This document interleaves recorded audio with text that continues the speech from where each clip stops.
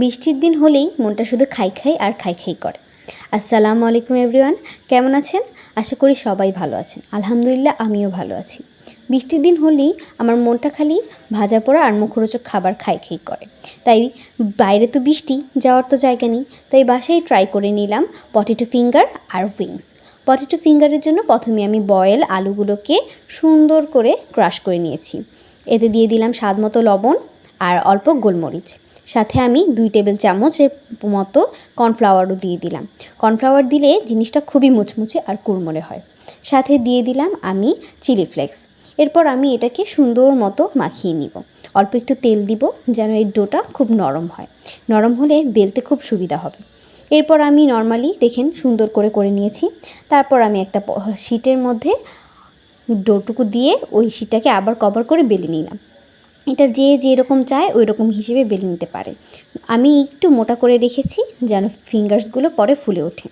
এরপর আমি ছোট ছোট করে ফিঙ্গারের সাইজে কেটে নিয়েছি। তারপর ডুবো তেলে আমি সুন্দর করে ফিঙ্গার্সগুলোকে ভেজে নিয়েছি। এটা কিন্তু খেতে খুবই মুচমুচে আর ক্রাঞ্চি হয়।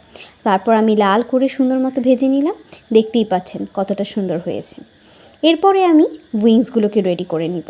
উইংসের জন্য আমি অল্প কয়েকটা উইংস নিয়েছি। যেহেতু আমি বাসায় একাই খাবো, তাই আমি 4 থেকে 5টা উইংস নিয়েছি।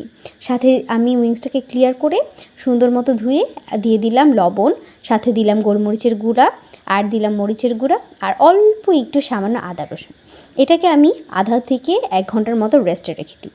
তারপর আমি বানিয়ে নিব ময়দার যেই ময়মটা ওইটা। এই জন্য আমি নিয়ে নিলাম অল্প একটু ময়দা আর কর্নফ্লাওয়ার। সাথে দিয়ে দিলাম স্বাদ অনুসারে লবণ, গোলমরিচের গুঁড়া আর মরিচের গুঁড়া। এরপর আমি আস্তে আস্তে এক একটা উইংস নিয়ে নিলাম। উইংসটাকে চেপে চেপে সুন্দর মতো ময়দাটা লাগিয়ে আমি একদম ফ্রোজেন ওয়াটারের মধ্যে দিয়ে দিলাম। এতে খুবই ক্রিস্পি হয়। এরপর আমি আবার একটা ডাবল কোটিং করে নিলাম। ডাবল কোটিংটাও আস্তে আস্তে হালকা হালকা করে চেপে চেপে সুন্দর মতো করে নেব। এরপর আমি যে এক্সট্রা ময়দাগুলো ছিল ওগুলোকে ঝেড়ে ফেলে দিলাম। দেখতেই পাচ্ছেন, ঝেড়ে আমি একদম ডুবো তেলে উইংসগুলোকে ভেজে নিলাম। একদম এভাবে আপনারাও কিন্তু চিকেন ফ্রাই রান্না করতে পারেন, খুবই মজা হয়। দেখতেই পাচ্ছেন ক্রিস্পি কত হয়েছে।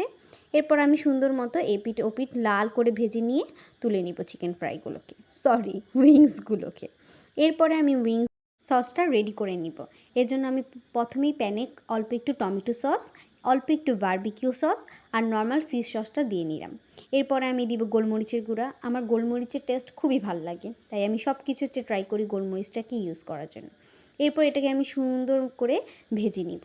ভালো মতো একটু ভাজাভুজি হয়ে গেলে আমি অ্যাড করে দিব চিলি ফ্লেক্স। চিলি ফ্লেক্সটা যত দিবেন ঝালটা তত হবে। আমি একটু অল্পই ইউজ করেছি, কারণ আমার চিলি ফ্লেক্স বেশি সয় না। এরপরে আমি নিয়েছি উইংসগুলোকে সুন্দর মতো করে রেডি করে নামিয়ে নিয়েছি।